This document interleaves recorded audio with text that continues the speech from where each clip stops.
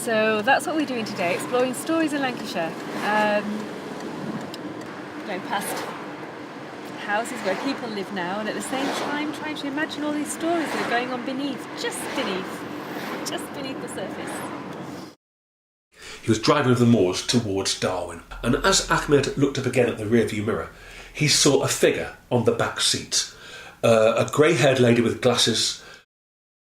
He was horrified. He just put the brakes on because he knew she shouldn't be there. The night was still, and the moon was bright, but as he approached the bridge over the brook, a tunnel of trees cast him into shadows.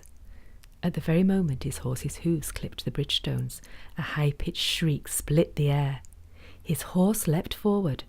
He felt an icy arm glide around his waist, and something cold lean into his back. He screamed. The arm around him tightened its grip.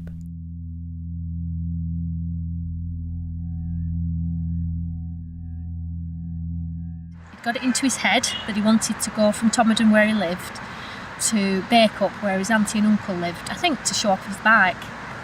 Alice's sister Mary had come to stay with her pet greyhound, Prince, in the tiny cottage next to the church.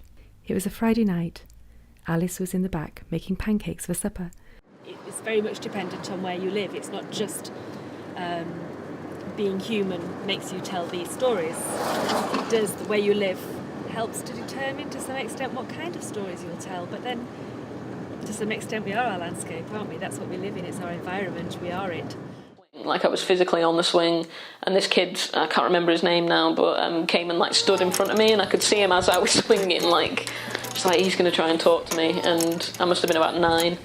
And then he sort of said the spiel about the dog, and I was like, yeah, I've heard that. I'm like, I'm busy, you know, I'm doing something.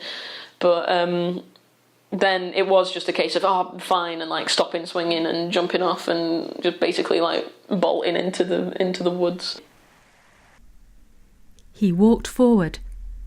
Skriker walked forward. He stopped. Skriker stopped.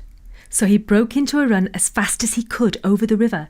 Skriker stayed at his side. He reached the front door of his house, but Skriker was there before him.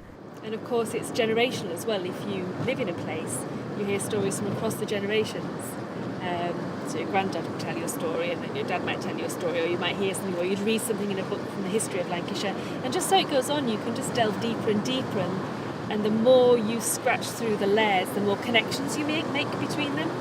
And then of course, the brand new stories now, once you start scraping away the layers, you realise connections across time.